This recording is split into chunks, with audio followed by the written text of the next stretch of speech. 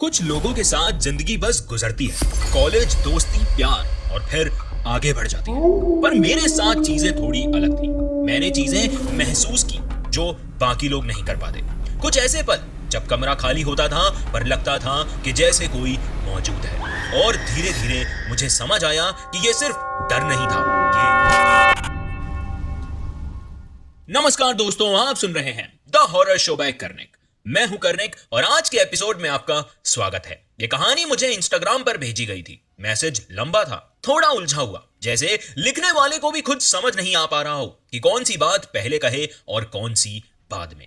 उसका नाम था मयंक, उम्र 19 साल, यूपी के शहर से पढ़ाई के साथ साथ वो क्रिकेट भी खेलता था। और उसने लिखा था कि जो चीजें वो महसूस करता आया है उनके बारे में उसने ज्यादा लोगों से कभी बात नहीं की। शायद इसीलिए क्योंकि जब भी उसने कोशिश की, लोगों ने या तो उसे बचपना समझा या फिर सिर्फ एक इमेजिनेशन।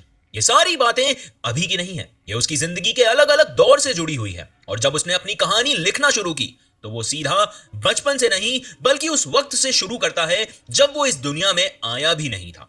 जी हाँ, मयंक लिखता है कि जब वो मां के पेट में था तब भी उसे अजीब सा एहसास होता था, जैसे वो सिर्फ एक बॉडी नहीं बल्कि एक ऑब्जर्वर हो। उस वक्त उसके परदादा जी जिंदा थे और घर का माहौल वैसे भी थोड़ा भारी सा रहता था। मां ने एक बार उनके लिए चाय बनाकर ले गई और कुछ महीने बाद उनका देहांत हो गया। मयंक के शब्दों में उसे हमेशा यह फील होता रहा कि वो सब कुछ देख रहा था, चुपचाप, बिना बोले, जैसे जिंदगी और मौत के बीच जो एक पतली सी लकीर होती है वो उसने तभी महसूस कर ली थी। और शायद इसीलिए जब बाद में उसकी जिंदगी में चीजें दिखनी शुरू हुई तो उसे वो बिल्कुल अनजानी नहीं लगी। ये कहानी है मयंक और उसके इंट्यूशंस की। तो दोस्तों, अगर आप मेरे चैनल पर नए हैं या मेरी कहानी पहली बार सुन रहे हैं तो चैनल को सब्सक्राइब करें, वीडियो को लाइक करें। और अगर आप ये कहानी स्पॉटिफाई पे सुन रहे हैं तो शो को फॉलो एंड रेट करना ना भूलें। और सबसे इंपॉर्टेंट बात, अगर आपके पास भी कोई कहानी है, कोई किस्सा है जो आज तक आपने किसी को नहीं सुनाया, तो आप उसे मेरे साथ शेयर कर सकते हैं। ईमेल आपकी स्क्रीन पर है या फिर आप मुझे इंस्टाग्राम पे डीएम भी कर सकते हैं। मुझे आपकी कहानी का इंतजार रहेगा। तो आगे बढ़ते हैं आज के एपिसोड में। बचपन में मयंक ज्यादातर समय अपने दादाजी के साथ गुजारता था। गांव के बाहर खेत थे, खुली हवा, आम के पेड़ और एक अलग ही सुकून था। दादाजी वहीं रहते थे और बचपन का ज्यादा हिस्सा उन्हीं के साथ भी था। सुबह उठकर खेत जाना, मिट्टी में खेलना, पेड़ों पर चढ़ना, यह सब बिल्कुल नॉर्मल था मयंक के लिए। और जब दादाजी का देहांत हुआ तब चीजें धीरे धीरे बदलने लगी। दादाजी के जाने के बाद भी मयंक का उस खेत में जाना बंद नहीं हुआ, पर अब वहां एक अजीब सा एहसास होने लगा था, जैसे वो जगह खाली नहीं है, जैसे कोई है जो नजर नहीं आता, पर जब भी वहां जाओ तो उसे महसूस होता है। एक दिन की बात है, मयंक आम के बड़े पेड़ पर चढ़ रहा था। बचपन का जोश था, बिना सोचे समझे ऊपर चढ़ता चला गया। अचानक पैर फिसला। कुछ पल के लिए लगा कि अब गिरना तय है। नीचे जमीन साफ दिख रही थी। उसी पल उसने एक चेहरा देखा, दादाजी का चेहरा। पूरा साफ नहीं था, थोड़ा ब्लर, जैसे धुंध के पीछे से वो उसे देख रहे हो। उस पल उसने महसूस हुआ कि किसी ने उसे गिरने से रोक लिया हो। अगले ही सेकंड वो संभल गया और पेड़ से नीचे आ गया। दिल मानो जोर जोर से धड़क रहा था, पर अजीब बात यह थी कि उसे डर नहीं लगा। उस दिन के बाद उस खेत में जाने पर हमेशा एक प्रोटेक्शन का एहसास रहने लगा, जैसे कोई नजर रख रहा हो। बचपन के दिमाग ने इस बात को शायद उस वक्त ज्यादा नहीं समझा, पर एक बात क्लियर थी, वो चेहरा सपना नहीं था और वो बच जाना सिर्फ किस्मत नहीं लग रही थी। ये पहली बार था जब मयंक ने महसूस किया कि उसकी जिंदगी में कोई ऐसा है जो दिखाई नहीं देता, पर जब जरूरत होती है तब सामने आ जाता है। क्या ये सुपरनैचुरल था या सिर्फ मयंक की इमेजिनेशन? ये उस वक्त उसे समझ नहीं आ रहा था। और शायद यहीं से उस प्रोटेक्शन और उस प्रेजेंस का सिलसिला शुरू हुआ, जो आगे चलकर सिर्फ खेत तक सीमित नहीं रहने वाला था। दादाजी के बाद अगर किसी एक इंसान के साथ मयंक का सबसे गहरा रिश्ता बना तो वो उसकी परदादी थी। बचपन से ही वो ज्यादातर उनके साथ रहता था। जॉइंट फैमिली थी, पर वो अकेला लड़का था जिसके लिए मन्नत मांगी गई थी। इसीलिए परदादी का प्यार थोड़ा ज्यादा, थोड़ा अलग था। वो उसे अपने पास बिठाती, बातें करती और सबसे खास उसे कहानियां सुनाती। और मयंक भी बचपन की सीधी भाषा में बस इतना कहता रहता कि आप हमेशा मेरे साथ रहना दादी। उस वक्त ये बात सिर्फ प्यार लगती थी। घर में सब कुछ नॉर्मल चल रहा था, पर एक दिन परदादी भी चली गई। अंतिम संस्कार के दिन मयंक भी वहां था। शोर था, भीड़ थी, पर उस सब के बीच एक अजीब सी शांति भी थी। जब भी वो कुछ पल के लिए आंखें बंद करता तो उसके सामने परदादी का चेहरा आ जाता, बिल्कुल साफ, जैसे वो अभी भी वहीं खड़ी हो जहां मयंक देख रहा है।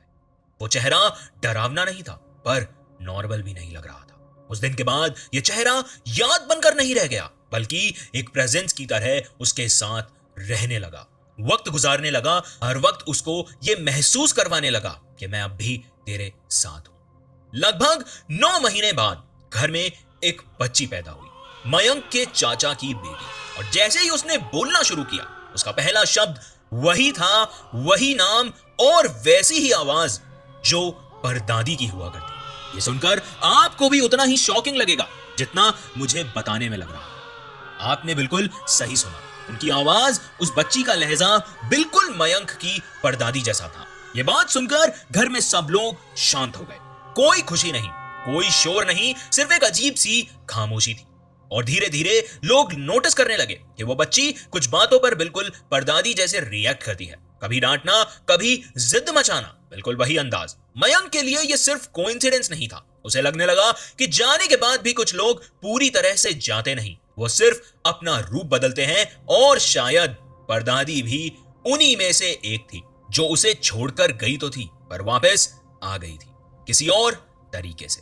अगर आप एपिसोड में यहां तक आ गए हैं तो कहानी आपको पसंद आ रही है तो वीडियो को लाइक करें, चैनल को सब्सक्राइब करें और स्पॉटिफाई पे शो को रेट करना ना भूलें। मेरे चैनल पे ऐसी ढेर सारी कहानियां आपका इंतजार कर रही है। अगर आपने ये वाली कहानी अभी तक नहीं सुनी है तो अभी डिस्क्रिप्शन में जाएं, लिंक पे क्लिक करें और इस एपिसोड का लुत्फ उठाएं। वक्त के साथ बचपन पीछे छूट गया और मयंक धीरे धीरे टीनेज में आ गया। जिंदगी अब थोड़ी तेज चलने लगी थी। स्कूल, दोस्त और एक नया इंटरेस्ट जो अचानक से उसकी लाइफ का सेंटर बन गया था।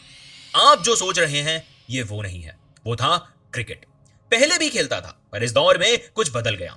प्रैक्टिस के बिना भी टाइमिंग परफेक्ट रहने लगी, रिफ्लेक्सेस अजीब तरह से शार्प हो गए। ग्राउंड पर जाते ही फोकस इतना गहरा था कि जैसे आसपास की दुनिया गायब हो जाती हो। लोग इसे टैलेंट कह रहे थे, पर मयंक खुद भी समझ नहीं पा रहा था कि ये सब इतनी आसानी से कैसे हो रहा है। उसे बस इतना महसूस होता था कि जैसे कोई एनर्जी उसके आसपास रहती है, जो उसे पुश करती है, संभालती है और कभी कभी लिमिट से आगे भी ले जाती है। इस दौर में उसने एक और चीज नोटिस की, उसकी तरफ चीजें अट्रैक्ट होती थी। सिर्फ लोग नहीं, बल्कि मूड्स, इमोशन और कभी कभी ऐसी फीलिंग्स भी जिनका क्लियर कोई रीजन नहीं होता। प्रेत आत्माओं की फीलिंग्स कुछ दिन अचानक भारी लगने लगते, बिना किसी वजह के। कभी कभी ऐसा लगता कि जैसे रूम में हवा थोड़ी सी अलग हो गई।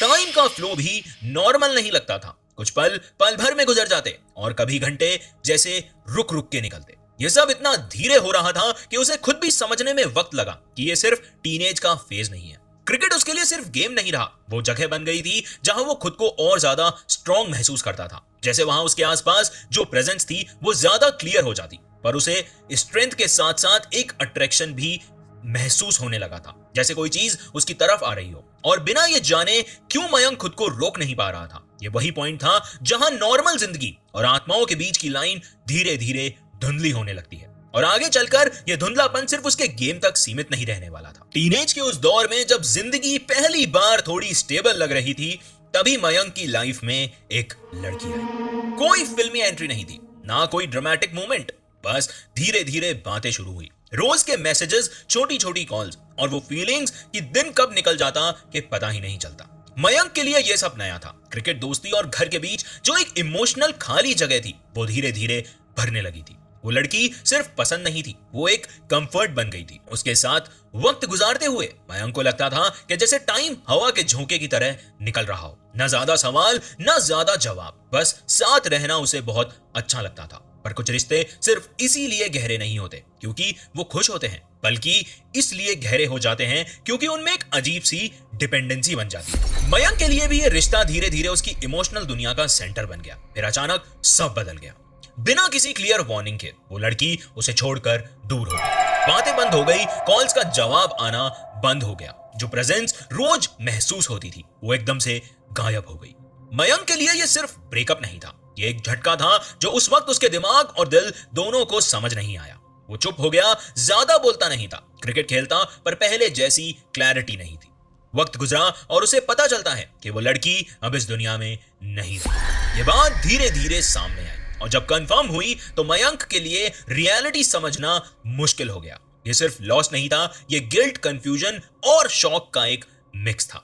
वो बार बार ये सोचता रहा कि उस रात कुछ महसूस क्यों नहीं हुआ, कोई वार्निंग क्यों नहीं मिली। उसके दिमाग में एक ही बात घूम रही थी, अगर वो इतना क्लोज था तो उसने पहले कुछ समझ क्यों नहीं आया। ये वही मोमेंट था जहां से उसकी लाइफ ने सिर्फ दर्द नहीं बल्कि एक अजीब सा अंधेरा भी घुसना शुरू हो गया था। और उस अंधेरे के साथ कुछ ऐसा भी था जो सिर्फ दुनिया को महसूस हो रहा था। उस रात के बाद मयंक के लिए नींद सिर्फ एक आदत बनकर रह गई थी। सोना पड़ता था पर आराम नहीं मिलता, दिमाग में वही सवाल घूमता रहता, वही खामोशी जो उस लड़की के जाने के बाद छूट गई थी। एक रात जब घर बिल्कुल शांत था और बाहर सिर्फ दूर कहीं से आने वाली हवा की आवाज आ रही थी, मयंक को अचानक लगा जैसे उसके कमरे का गेट आधा खुला हुआ है। उसने पहले ध्यान नहीं दिया, सोचा शायद हवा होगी या फिर उसकी आदत बन चुकी है हर चीज को ओवर फील करने की। पर कुछ देर बाद एक और एहसास हुआ, जैसे कोई उसके पास आकर बैठ गया।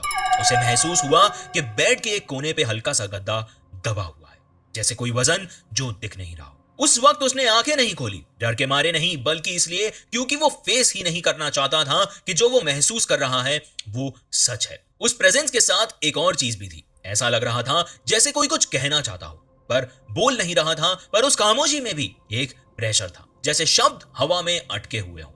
मयंक ने खुद को समझाया कि ये सब उसके दिमाग का खेल है, लॉस के बाद ऐसा होता है। पर जब वो करवट बदल के सोने की कोशिश करता तब उस प्रेशर का एहसास और गहरा हो जाता। उसने अपना कंबल थोड़ा ऊपर किया पर आंखें फिर भी बंद रखी। अगले कुछ मिनट सिर्फ इसी टेंशन में निकले। फिर धीरे धीरे वो फीलिंग कम हो गई, जैसे कोई उठा हो और बिना आवाज के चला गया हो। हर सुबह मयंक ने खुद को नॉर्मल रखने की कोशिश करता, कॉलेज जाता। फिर एक दिन उसका क्रिकेट ट्रायल था। ग्राउंड पर पहुंचकर जब वो वार्म अप कर रहा था तभी उसे यह लग रहा था कि जैसे कोई उसके आसपास है। Same presence, same heaviness. पर इस बार डर नहीं था, सिर्फ एक अजीब सी अवेयरनेस थी, जैसे कोई देख रहा हो। और जैसे ही वो पलटकर आसपास देखता कुछ भी नहीं होता। ये पहली बार था जब मयंक ने भी समझा कि ये जो चीज रात को कमरे में थी वो सिर्फ एक पल का वहम नहीं था, वो उसके साथ चलकर क्रिकेट ग्राउंड तक भी आ गई थी। और यह एहसास बिना बोले, बिना चेहरा दिखाए उसे ये बात बता रहा था कि अब वो अकेला नहीं। क्रिकेट ट्रायल का दिन वैसे भी प्रेशर वाला होता है। सुबह से ही मयंक के अंदर एक अजीब सी रेस्टलेसनेस थी, पर उस दिन भी ये फीलिंग थोड़ी ज्यादा डरावनी थी, जैसे कोई चीज उसे पुश कर रही हो। वो पूरा फोकस रखे, पीछे ना देखे। वो ऊपर से ठीक था पर अंदर से पूरा डरा हुआ था। ग्राउंड पर जब उसका नंबर आया तो उसने बैट उठाया और पिच पर खड़ा हो गया। शॉट क्लीन लग रहे थे, बॉडी अपने आप रिएक्ट कर रही थी। पर हर ओवर के बीच जब वो थोड़ा सा रुकता तब उसे फिर से वही एहसास होता जैसे कोई उसके बिल्कुल पास खड़ा है। तभी आसमान से अचानक एक मोर का पंख गिरता हुआ उसके पास आया। हवा तेज नहीं थी, फिर भी वो पंख सीधा आकर उसके कंधे पर अटक गया। लोगों ने देखा, किसी ने कुछ कहा नहीं, मयंक ने भी रिएक्ट नहीं किया। उस वक्त उसे ये कोइंसिडेंस नहीं लगा, पर उसने खुद ये बात छुपाए रखी। ट्रायल खत्म हो गया और वो अपने घर के लिए निकल गया। उस वक्त तक भी उसे यकीन नहीं हो रहा था कि जिस लड़की से वो बात करता था अब वो मर चुकी है। उसने अपने दोस्तों को सच का पता लगाने के लिए बोला हुआ था और तभी रास्ते में एक फोन आया। एक दोस्त की आवाज थी, काफी घबराई हुई। उसने बताया कि जो बात मयंक पिछले कुछ दिनों से कंफर्म करने की कोशिश कर रहा था वो सच निकली। वो लड़की अब इस दुनिया में नहीं रही। ये सुनते ही मयंक के लिए सब कुछ थोड़ा सा स्लो हो गया। आवाजें दूर लगने लगी। उस रात वो घर से लगभग 5 किलोमीटर दूर चाय पीने चला गया। अकेला रास्ते पर उसे लगता रहा जैसे कोई उसके साथ चल रहा है। बाइक की आवाज के साथ साथ एक और प्रेजेंस थी जो दिखती नहीं थी पर साथ साथ चल रही थी। वापस आते वक्त अचानक उसने रोड पर उस लड़की को देखा, बिल्कुल वैसे ही जैसे आखिरी बार मिली थी। कोई ब्लर नहीं, कोई शैडो नहीं। एक पल के लिए सब कुछ फ्रीज हो गया और अगले ही सेकंड बाइक स्लिप हो गई। जमीन पर गिरते वक्त उसे पेन महसूस नहीं हुआ, बस एक झटका था। फिर सब कुछ शांत हो गया। वो जब खुद को संभाल कर उठा उसे ये याद नहीं था कि वो गिरा कैसे। बॉडी पर छोटी मोटी चोट थी पर दर्द नहीं, जैसे बॉडी ने रिएक्ट किया हो पर दिमाग ने स्किप कर दिया हो। घर पहुंचते ही मोहल्ले के कुछ कुत्ते जोर जोर से भौंकने लगे। बिना किसी वजह के मयंक ने पीछे मुड़कर देखा पर रोड खाली थी। उस वक्त उसे ये सारी चीजें अलग अलग नहीं लग रही थी, ये एक चेन का हिस्सा लग रही थी। मोर का पंख, फोन कॉल, वो दिखना, एक्सीडेंट और कुत्तों का यूं भौंकना, जैसे सब कुछ एक ही पॉइंट की तरफ इशारा कर रहा हो। और उस पॉइंट पर मयंक खुद खड़ा था। ये सिर्फ साइंस नहीं थे, ये जैसे कोई उसे धीरे धीरे ये समझा रहा हो कि जो प्रेजेंस उसने महसूस की थी वो उसकी इमेजिनेशन नहीं थी, वो हर जगह थी और अब बिना छुपे अपनी मौजूदगी का एहसास करा रही थी। उस रात जब मयंक घर पहुंचा तो घर का माहौल बिल्कुल अलग था। घर बिल्कुल खाली था। माँ बाप किसी काम से बाहर गए हुए थे, लाइट्स बंद थी और पूरा घर एक अजीब सी खामोशी में डूबा हुआ था। मयंक ने दरवाजा बंद किया, बैग रखा और बिना ज्यादा सोचे सीधे अपने कमरे की तरफ चले गए। एक्सीडेंट के बाद थकान थी, दिमाग भारी था और बॉडी स्ट्रेंजली अलर्ट कर रही थी, जैसे नींद चाहिए पर सोने की हिम्मत नहीं हो रही थी। थोड़ी देर बाद बेड पर बैठने के बाद जब वो उठा तब उसने नोटिस किया कि फ्लोर थोड़ा गीला लग रहा है। पहले लगा शायद उसकी गलतफहमी हो, पर जैसे ही उसने लाइट ऑन की जमीन पर पानी के निशान क्लियरली दिख रहे थे। सबसे अजीब बात यह थी कि घर के सारे नल बंद थे, बाथरूम, किचन, बैल्कनी, हर जगह चेक किया, कहीं से भी पानी टपकने की आवाज नहीं आ रही थी, फिर भी फ्लोर गीला था। मयंक को याद आया कि लोग कहते हैं कि रात के टाइम पानी खुला छोड़ना ठीक नहीं होता, पर यहाँ तो पानी खुला था ही नहीं। वो कंफ्यूजन में वापस अपने कमरे की तरफ गया, दरवाजा बंद किया और बेड पर लेट गया। लाइट्स ऑफ करते ही कमरा और भी छोटा हो गया और हवा और भी भारी लगने लगी, जैसे ऑक्सीजन कम हो गई हो। कुछ ही देर में उसे लगा कि जैसे पीछे से कोई धीरे धीरे बोल रहा हो। आवाज क्लियर नहीं थी, शब्द समझ नहीं आ रहे थे, ऐसी आवाज जो कान से ज्यादा दिमाग में घुस जाती है, एक फुसफुसाहट। मयंक ने अपनी पोजीशन चेंज की पर आवाज बंद नहीं हुई। उसके बाद उसने महसूस किया कि कंबल थोड़ा सा खिंच रहा है, ज्यादा तेज नहीं, बस इतना कि एहसास हो जाए, जैसे कोई चेक कर रहा हो कि वो जग रहा है या सो रहा है। मयंक का शरीर फ्रीज हो गया, आंखें बंद थी पर नींद दूर दूर तक नहीं थी। उस वक्त उसने चिल्लाया नहीं, वो उठा नहीं, बस चुपचाप पड़ा रहा, क्योंकि कहीं ना कहीं उसे यह लग रहा था कि अगर वो रिएक्ट करेगा तो चीजें और आगे बढ़ जाएंगी। कुछ मिनट्स बाद वो सब रुक गया, फुसफुसाहट खत्म हो गई, कंबल वापस नॉर्मल हो गया, कमरा फिर से बिल्कुल खाली लगने लगा। पर यह शांति पहले जैसी नहीं थी, ये वो शांति थी जो तूफान के बाद आती है। मयंक ने उस रात ज्यादा नींद नहीं ली। सुबह माँ को जब उसने ये बात बताई तो माँ ने बिना कोई सवाल किए उसके गले में हनुमान जी का लॉकेट और रुद्राक्ष पहना दिया, जैसे वो पहले से जानती हो कि किस सिचुएशन में क्या करना है। और सच में उसके बाद घर का माहौल थोड़ा हल्का हो गया। पर जो चीज उस रात कमरे में थी वो सिर्फ डर नहीं थी, वो एक क्लियर सिग्नल था कि जो प्रेजेंस बाहर से साथ आई थी वो अब घर के अंदर भी आ चुकी है। हनुमान जी का लॉकेट और रुद्राक्ष गले में आते ही जैसे मयंक के आसपास का माहौल बदल गया। जो हैवीनेस और रात कमरे में उसे महसूस हो रही थी वो धीरे धीरे खत्म होने लगी, नींद आने लगी, आवाजें बंद हो गई और घर फिर से नॉर्मल हो गया। ऐसा नहीं था कि डर पूरी तरह खत्म हो गया हो, पर एक बाउंड्री सी बन गई थी, जैसे कुछ अंदर आना चाहता हो पर आ नहीं पा रहा हो। मयंक ने भी यह महसूस किया कि जब तक वो ये दोनों चीजें पहने रहता है तब तक उसके आसपास वो प्रेशर नहीं होता, जिंदगी थोड़ी स्टेबल लगने लगती है। कॉलेज, क्रिकेट, रूटीन सब वापस ट्रैक पे आने लगा, पर यह शांति परमानेंट नहीं थी। जिम जाते वक्त मयंक अक्सर लॉकेट उतार देता था, प्रैक्टिकल रीजन था, पर हर बार जैसे ही वो लॉकेट गले से दूर होता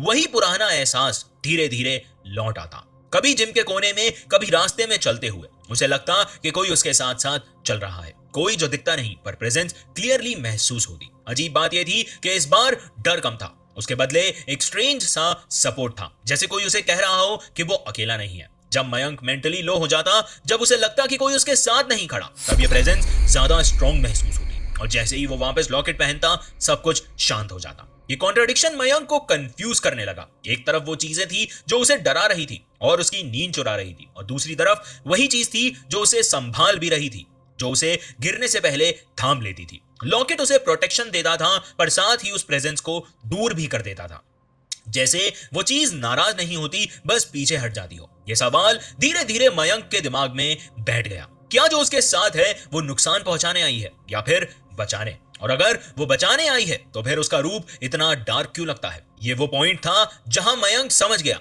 कि उसकी कहानी सिर्फ डर की नहीं है, ये एक ऐसी प्रेजेंस की कहानी है जो प्रोटेक्शन और डेंजर के बीच कहीं अटकी हुई है, और जो तब तक उसकी जिंदगी का हिस्सा बनी रहेगी जब तक इसका कोई जवाब नहीं मिल जाता। मयंक जब अपने बीते दिनों को याद करता है तो उसे सिर्फ डर वाले पल ही याद नहीं आते, उसके साथ कुछ ऐसे मोमेंट्स भी याद आते हैं जहां चीजें बहुत खराब हो सकती थी पर हुई नहीं। एक्सीडेंट के बाद जब वो उठा था उसे याद ही नहीं था कि वो गिरा कैसे। स्पीड ज्यादा थी, रोड खाली नहीं था, फिर भी उसे ज्यादा चोट नहीं आई। ऐसे ही और भी छोटी बड़ी सिचुएशंस रही हैं। कभी बाइक थोड़ी ज्यादा फिसली पर कंट्रोल वापस आ गया, कभी रात में अकेला निकला पर बिना किसी वजह के दिल ने लास्ट मोमेंट पर रूट चेंज करवा दिया। उस वक्त उसने इन सबको कोइंसिडेंस कहकर टाल दिया, पर जब वो ये सब चीजें जोड़कर देखता है तो पैटर्न दिखाई देता है, जैसे कोई चीज सिर्फ तब एक्टिव होती हो जब सिचुएशन उसके कंट्रोल से बाहर जाने वाली होती है। यहीं से कहानी और भी कंफ्यूजिंग हो जाती है, क्योंकि जो प्रेजेंस उसे रात के अंधेरे में डराती है, वही प्रेजेंस उसे नुकसान से पहले संभाल भी लेती है। और अगर वो सिर्फ नेगेटिव होती तो शायद वो उस एक्सीडेंट से बचता ही नहीं। अगर वो सिर्फ प्रोटेक्टिव होती तो उसकी प्रेजेंस इतनी भारी, इतनी अनसेटलिंग क्यों होती। मयंक खुद भी ये डिसाइड नहीं कर पाता कि उसे ये चीज से डरना चाहिए या फिर शुक्र मनाना चाहिए। वो मानता है कि कई बार उसे ऐसा लगा कि जैसे कोई उसके बिल्कुल पीछे खड़ा है, हाथ बढ़ाने के लिए रेडी है, और उसी पल उसकी बॉडी रिएक्ट कर जाती है बिना सोचे, बिना समझे। लॉकेट्स पहने होने पर जो शांति मिलती है वो उसे ये भरोसा देती है कि हर प्रोटेक्शन जरूरी है। पर जब लॉकेट उतारता है और फिर भी कोई चीज उसका साथ देती है तो यह सवाल और गहरा हो जाता है। क्या प्रोटेक्शन हमेशा सिर्फ रोशनी से ही आता है, या कभी कभी अंधेरा भी अपना फर्ज निभाता है? मयंक के लिए यह सवाल सिर्फ कहानी का एंड नहीं है, बल्कि रोज की रियलिटी है। वो इस बात को एक्सेप्ट कर चुका है कि शायद उसकी जिंदगी में कुछ ऐसा है जो हर किसी को नहीं दिखता, जो हर किसी को नहीं मिलता, कुछ ऐसा जो सिर्फ उसे महसूस होता है। और शायद इस कहानी का सबसे डरावना हिस्सा ये नहीं है कि कोई उसके साथ रहता है, सबसे डरावना हिस्सा ये है कि वो उस प्रेजेंस की आदत डालने लगा है। जब वो होती है तो चीजें कंट्रोल में रहती हैं, जब नहीं होती तो एक खालीपन सा महसूस होता है। इसीलिए आखिरी सवाल ये नहीं है कि वो कौन है, आखिरी सवाल ये है कि अगर एक दिन वो सच में चली गई तो क्या मयंक खुद को बचा पाएगा? आपको क्या लगता है? मुझे कमेंट सेक्शन में जरूर बताना। अगर आपके पास भी कोई कहानी है, कोई किस्सा है जो आज तक आपने किसी के साथ शेयर नहीं किया, तो उसे मुझे जरूर भेजना। हो सकता है अगली कहानी आपकी हो। ईमेल आपकी स्क्रीन पर है और आप मुझे इंस्टाग्राम पर भी डीएम कर सकते हैं। आज का एपिसोड बस इतना ही था। अगर ये कहानी आपको पसंद आई तो हमारे चैनल को यूट्यूब पर सब्सक्राइब करना, वीडियो को लाइक करना, और आप ये कहानी स्पॉटिफाई पे सुन रहे हैं तो शो को फॉलो एंड रेट करना मत भूलना। The horror show by Karnik पर ऐसी ढेर सारी कहानियां आपका इंतजार कर रही हैं, तो अभी सर्च करें और सुने वो कहानियां जो सिर्फ कहानियां नहीं बल्कि किसी की हकीकत है। आज के लिए बस इतना ही। अगले हफ्ते मैं फिर लौटूंगा एक नई कहानी, एक नए खौफ के साथ। धन्यवाद। आप सुन रहे थे the horror show by Kernig.